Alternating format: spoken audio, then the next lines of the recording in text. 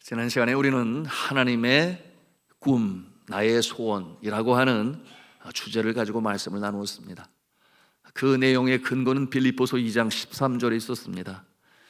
하나님께서 우리의 심령 가운데 내주하시고 행하실 때 하나님의 놀라운 역사를 이루어 가시는데 우리의 마음에 무엇을 두고 행하신다고 그러셨어요? 소원을 두고 행하신다. 이 소원은 곧 하나님의 기쁘신 뜻을 위하여 주시는 소원이라 그랬으니, 여러분, 그 소원은 어떠한 소원이겠습니까? 먹든지 마시든지 무엇을 하든지 하나님의 영광을 이루고자 하는 그 소원, 그러니 열심히 일을 하고자 하는 소원이 있어요. 그런가 하면은 죄 몸된 교회에 열심히 섬기고자 하는 소원이 있어요. 여러분, 건강하기 위하여 열심히 엑서사이즈를 하고 운동을 하는 열심도 있어요.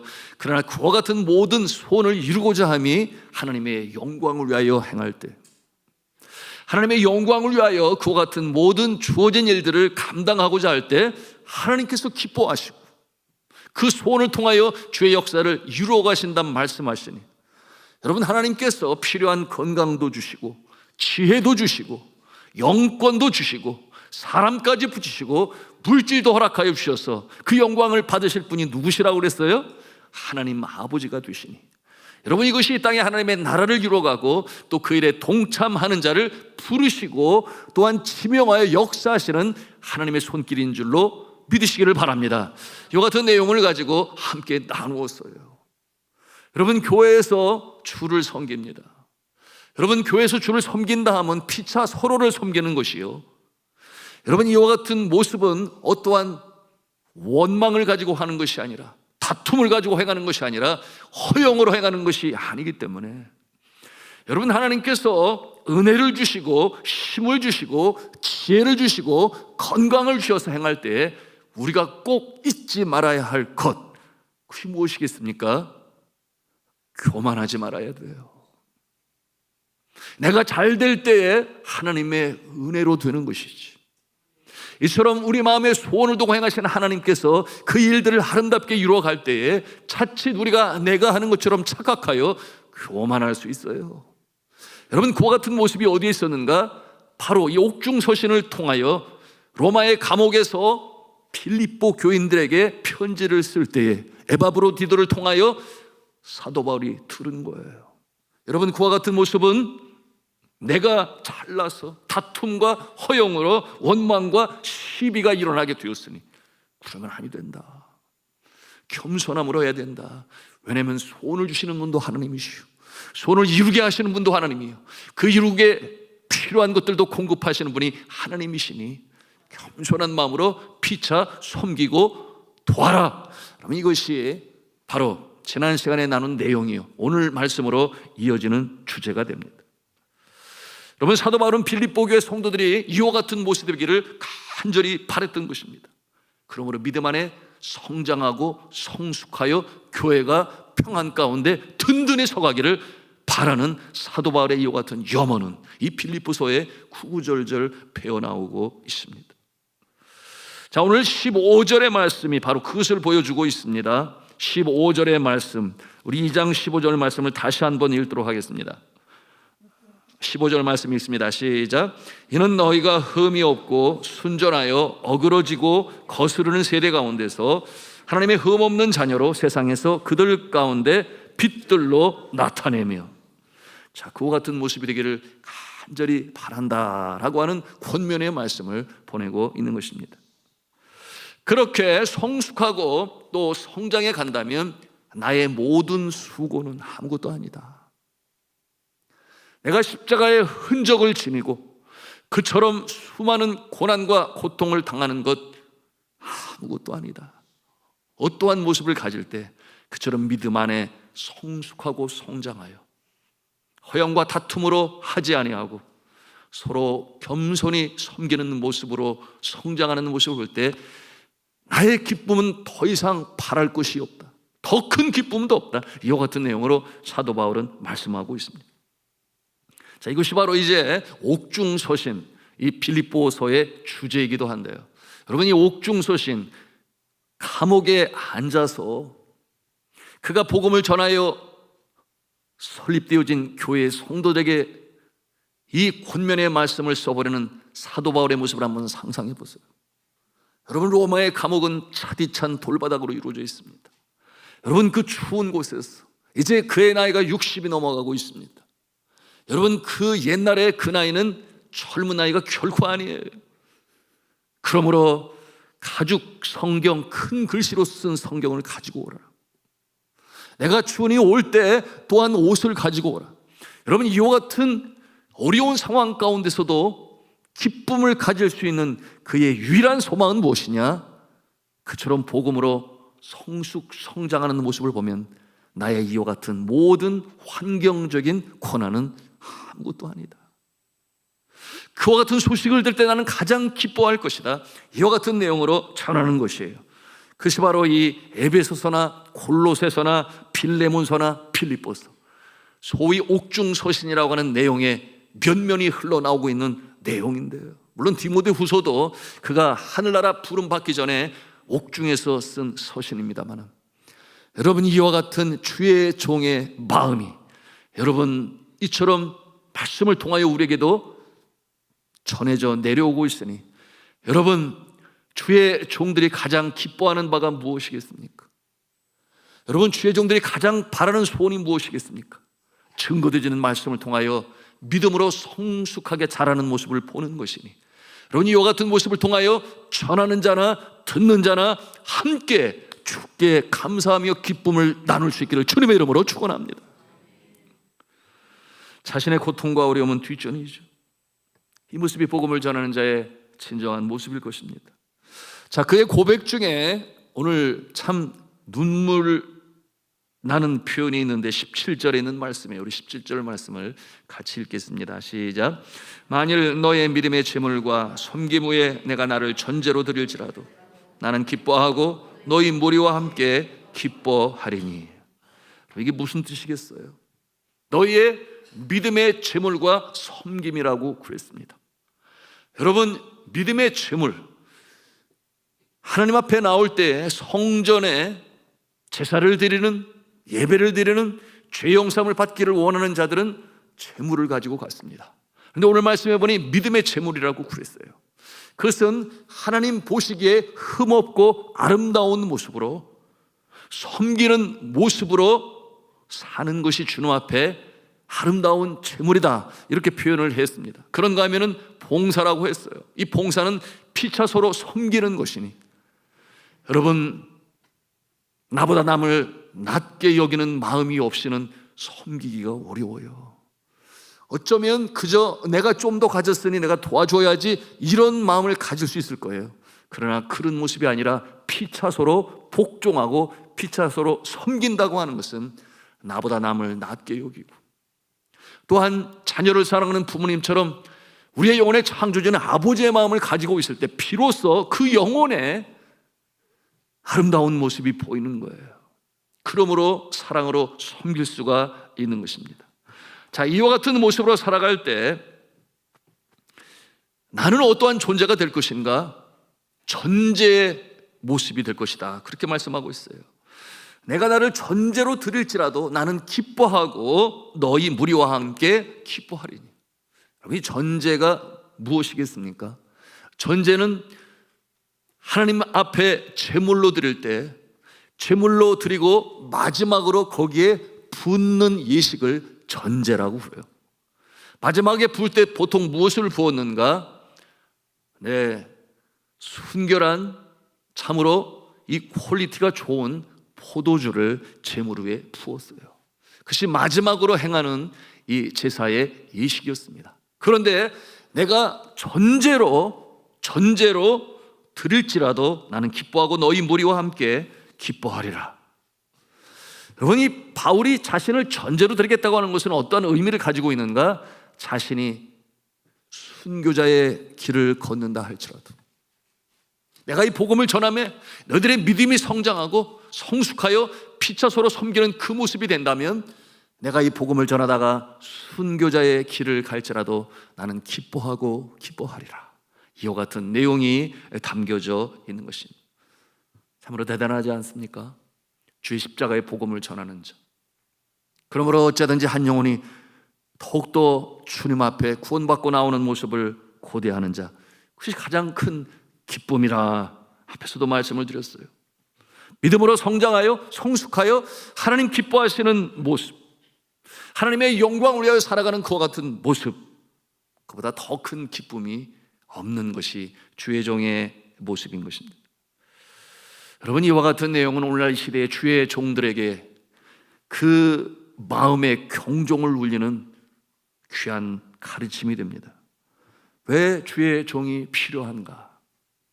여러분, 큰 교회를 이루어 많은 성도들로 인하여 그 이름이 높임을 받아요. 그래서 그와 같은 모습을 통하여 유명한 자가 됩니다. 그리고 이 나라 저 나라 불림을 받아 선교를 한다고 많은 나라를 다니기도 합니다. 그런데 그와 같은 모습이 만일 자신의 의가 된다면 이것은 하나님 앞에서 잘못된 모습이에요.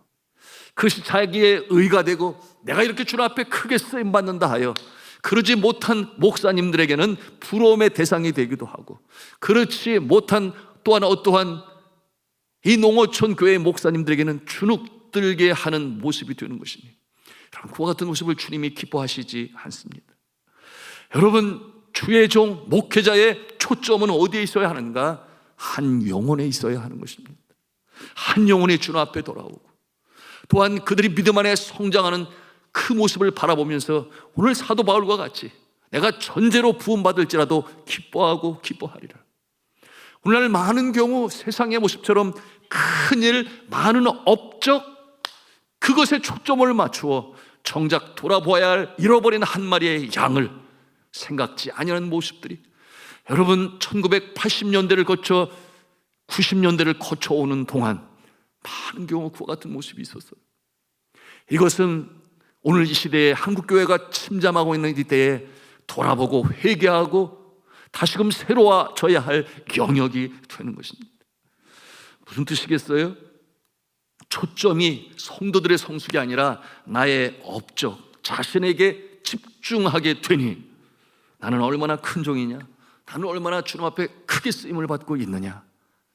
오늘 옥중에서도 그처럼 빌립보 교회 성도들의 이 믿음의 성숙을 고대하며 너희들이 이렇게 자라나는 것을 내가 본다면 내가 순교자의 길을 걸어가도 더 이상 바랄 것이 없다.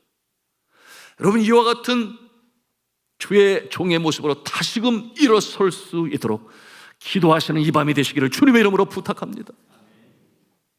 오늘 사도 바울은 이와 같은 자들에게 정문일침을 하고 있는데요, 여러분, 내가 나를 천재로 드릴지라도 나는 기뻐하고 너희 무리와 함께 기뻐하리니. 같은 맥락에서 예수 그리스도께서는 뭐라고 말씀하셨는가 하면 나는 선한 목자라. 요한복음 10장 11절의 말씀이죠. 같이 읽겠습니다. 시작. 나는 선한 목자라. 선한 목자는 양들을 위하여 목숨을 버리거니와. 예수님의 이와 같은 모습이 있었기 때문에 베드로는 대제사장 가야바의 법정에서 두려워하여 나는 그를 알지 못하는 거 3번이나 부인을 하고 나서 새벽닭이 울 때에 그를 바라보시는 예수 그리스도의 눈과 마주쳤습니다. 그러나 내가 사단이 밀가불 듯 너를 빼앗아 가려고 할 때 내가 너를 위하여 기도하였노라. 내가 미리 기도하였노라. 이와 같은 내용으로 주셨던 말씀이 생각이 나고, 또한 자신의 양심의 찔림을 받아서 밖에 나가 심히 통곡하였다고 그랬어요. 심히 통곡하였다고 그랬습니다. 여러분, 베드로가 그것처럼 예수 그리스도를 모른다고 부인하고 바로 즉각적으로 후회하고 통곡을 했었던 이유는 바로 예수 그리스도의 그 사랑을 그가 체험했기 때문에, 그 영혼을 사랑하는 이 예수님의 모습 때문에 그는 다시금 돌이킬 수 있었으니 갈릴리 바다에 찾아오신 예수 그리스도, 조반을 지어놓고 그처럼 밤새도록 줘버렸으나 아무것도 잡지 못한 그들에게 배의 오른편에 그물을 던지고, 그리고 살아계신 예수 그리스도의 그 사랑과 권능을 보여주신 예수 그리스도, 여러분, 예수 그리스도의 그 사랑 많음에 감격하여 그 해변에서 함께 조반을 먹을 때 여러분, 예수님은 다른 거 묻지 아니하셨어요. 베드로에게 무엇을 묻습니까? 내가 나를 사랑하느냐? 요한의 아들 시몬아, 내가 나를 사랑하느냐? 사랑, 그것이 가장 근본적인 동기가 될 때에 여러분, 예수님은 말씀하셨어요. 그러면 됐다. 내 양을 치라. 내 양을 먹이라. 여러분, 사랑의 그 근본 동기가 될 때에 하나님의 역사가 나타나는 줄로 믿으시기를 바랍니다. 그러나 어떠한 외적인 어떠한 현상적인 남들로부터 칭송을 받을 수 있는 이와 같은 것에 현혹이 되고 초점을 맞추게 되다 보면 그것은 예수 그리스도의 마음, 아버지의 마음으로부터 벌써 멀어지는 거예요. 이 사랑이 기본이 되어 아버지의 마음을 품을 때 여러분, 이처럼 놀라운 역사가 나타나게 되는 것입니다. 자, 사도 바울도 마찬가지였죠. 성도들을 대하여 행할 때 그의 삶의 모토가 무엇이었는가? 한번 따라서 하겠습니다. 겸손과 눈물과 인내. 그렇습니다. 겸손과 눈물과 인내. 바로 예수 그리스도의 이 사랑, 십자가의 헌신. 여러분, 사랑은 품는 것입니다. 사랑은 밀어내는 것이 아니에요. 사랑은 헌신을 담고 있는 사랑이기 때문에 여러분, 복음이 증거되어지고 또한 믿음이 연약한 자가 다시금 일어서는 일에 그 근본 동기, 그를 세우는 일의 바탕은 무엇이어야 한다? 사랑이어야 한다. 그것이 바로 예수 그리스도께서 제자들에게, 그리고 그와 같은 사랑에 감동받은 사도 바울의 모습을 만들었음을 우리는 볼 수 있어야 하겠습니다.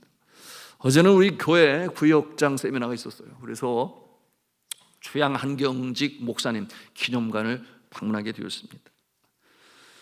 그곳에서 아주 큰 감동을 받았어요. 우리 한경직 목사님은 여러분 아시는 대로 청빈과 겸손과 온유, 그와 같은 이 성품을 가지고 이 한국 강산에 그야말로 많은 업적들을 이루고 또한 이 대한민국 땅에 교회가 성장하는 일에 정말 중요한 존재로서의 역할을 감당할 수가 있었습니다. 또한 한국 교회 목회자로서 목회자들에게 존경을 받는 귀한 분이셨어요. 여러분, 평안남도 평원군 공동면에서 태어난 그는 어릴 적에 그의 나이 7살에 어머니를 여의었다고 그랬습니다.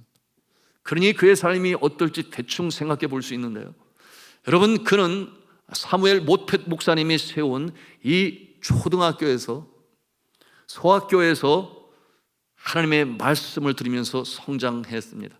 그리고 오산학교, 유명하지요? 네, 평안도 정주에 있는 남강 이승훈 선생님, 목사님이신데 세운 그 학교에서 기독교적 가치관, 세계관, 인생관으로 공부를 하게 되는데, 여러분, 그곳에서 나라를 살리는 길은 기술이 있어야 되고 과학이 있어야 된다라고 하는 고당 조만식 장로님의 가르침을 받아서 그가 숭실대학교 들어갈 때는 이과를 택합니다.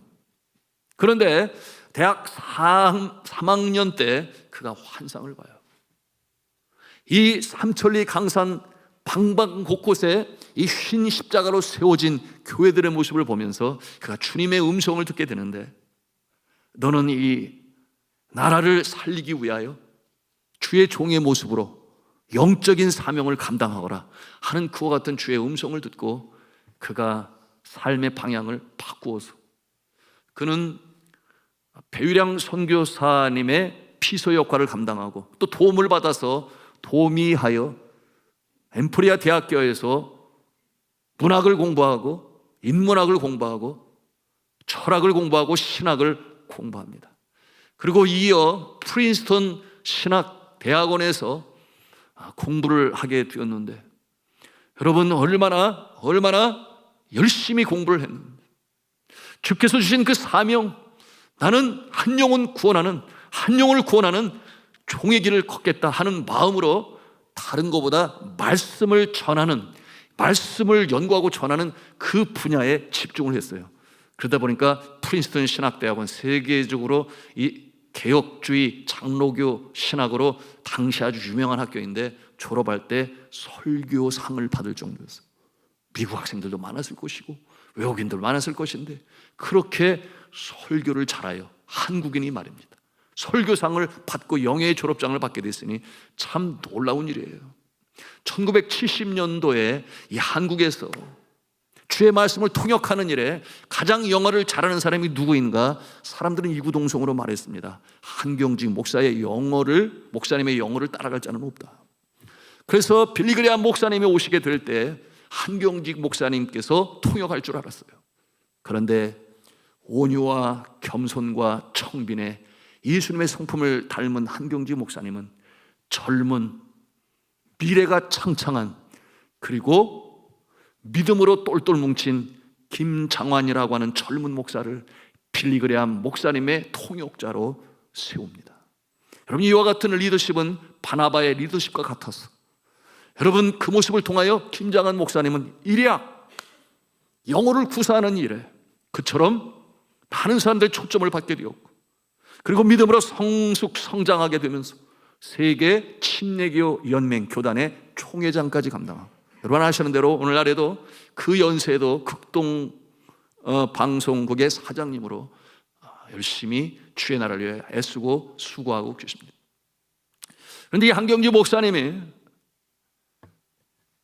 프린스턴 신학교에서 이제 공부를 마치고 박사과정을 준비하고 있었습니다. 예일 대학 신학부로 가려고 준비를 하고 있었는데 꿈에도 없었던 장애물이 닥쳐오게 되었으니 그것은 무엇이었는가 하면 폐결핵 2기에서 3기 그 진단을 받게 되었습니다. 당시 폐결핵은 정말 생명의 위협을 갖는 굉장히 치유하기 어려운 병이었어요.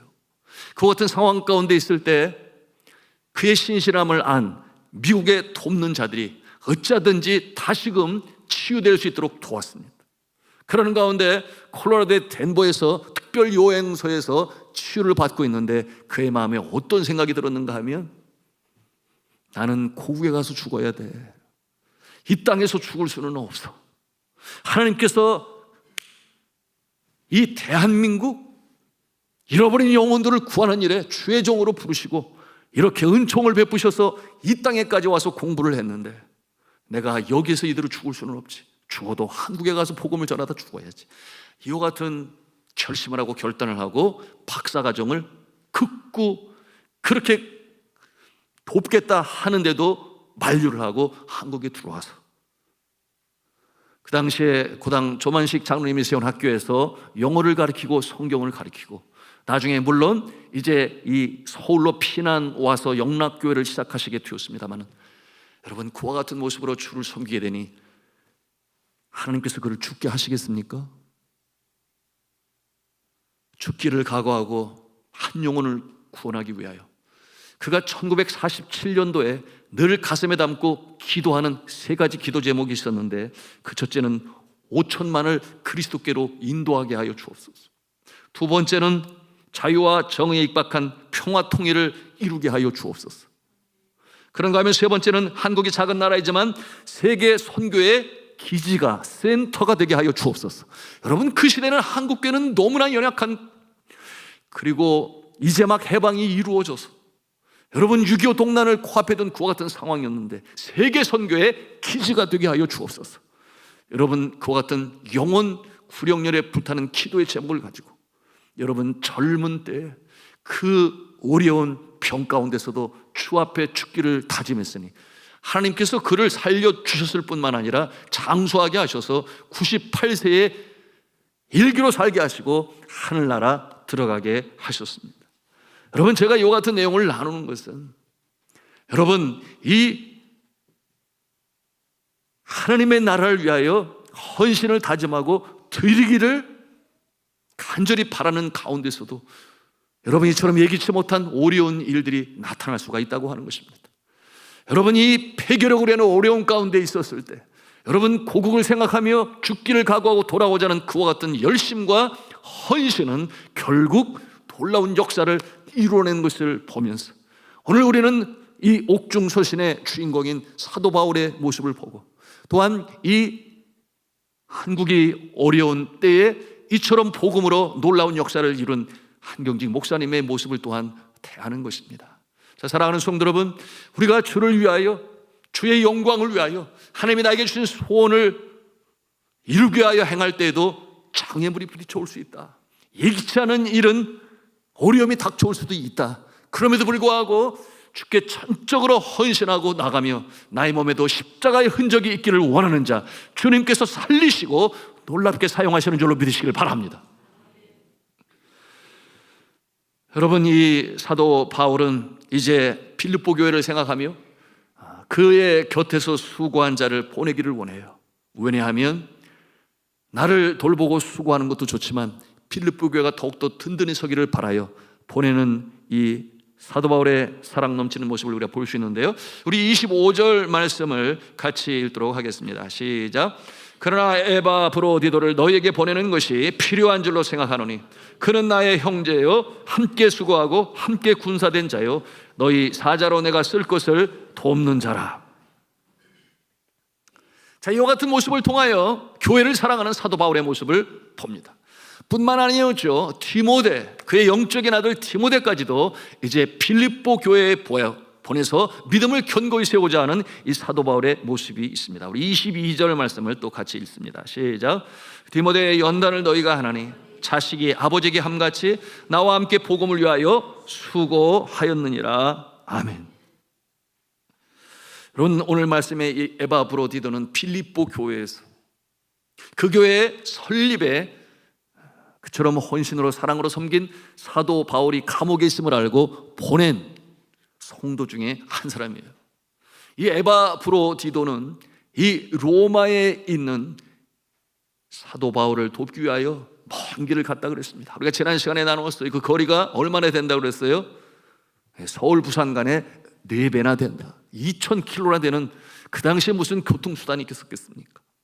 그렇게 먼 곳을 찾아가서 그처럼 헌신함으로 사도 바울을 돕는 그 역할을 감당했으니 그 모습을 볼 때 주의 종을 사랑으로 헌신으로 섬기는 그 모습에 참 감동이입니다. 그런데 그처럼 먼 길을 걸어와서 그랬을까요? 오늘 말씀해 보니 그가 중병에 들었습니다. 주의 종을 섬기는 참 귀한 일을, 주를 기쁘시게 하는 일을 함에도 불구하고 병에 걸릴 수가 있다 하는 것도 우리는 볼 수가 있는 것이, 여러분, 오늘 30절 말씀에 뭐라고 그랬어요? 그가 그리스도의 일을 위하여 죽기에 이르러도 어떻게 한 거예요? 자기 목숨을 돌보지 아니하고, 자기 목숨을 돌보지 아니하고 이처럼 주의 종을 섬기는 모습이 되었으니 여러분, 그 병세가 위중했습니다. 이 중병에 들은 에바브로디도의 소식을 들은 이 빌립보 교회 성도들의 근심이 또한 깊어져 갑니다. 이와 같은 상황에서 사도 바울이 무엇을 했겠어요? 하나님께 간청했겠죠. 하나님, 에바브로디도를 살려주시옵소서. 이 중병에서 고쳐주시옵소서. 그는 분명 기도했을 것입니다.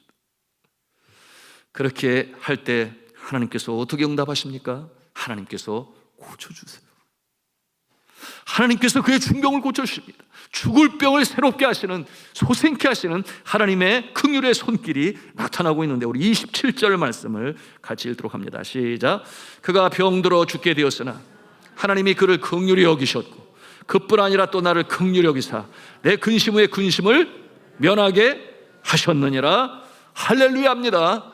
여호와 라파, 이처럼 역사하시는 주님께서 에바브로디도를 살려주시고, 그러므로 빌립보 교회 성도들의 근심을 떨쳐버리게 하시고, 또한 그의 도움을 받은 사도 바울은 또 얼마나 기쁨이 넘쳤겠어요. 자, 사랑하는 성도 여러분, 주를 위하여, 주의 나라를 위하여, 주의 몸된 교회를 위하여 피차 서로 섬기고 돕습니다. 그러는 가운데 여러분, 우리가 장애물을 만나고 육신의 질고 때문에, 또한 환경적으로 또는 나의 직장 또는 사업장에서 어떤 어려움으로 인하여 의기소침할 때가 있을 수가 있어요. 그럼에도 불구하고 우리의 헌신, 나의 마음에 소원을 두고 행하시는 하나님은 자기의 기쁘신 뜻을 위하여 소원을 두고 행하시는 하나님, 여러분, 그것을 이루고자 하는 자, 주의 마음을 기쁘시게 하는 자, 주님께서 책임져 주시는 줄로 믿으시기를 바랍니다. 이와 같은 역사를 체험함으로 빌립보 교회는 더더욱 믿음으로 설 수가 있었으니 이 밤에 우리가 함께 기도하기를 원합니다. 나의 연약한 부분, 나에게 닥쳐온 장애물, 불확실한 미래에 대하여 내 마음에 근심과 염려가 있거든 나는 주를 기쁘시게 하는 일로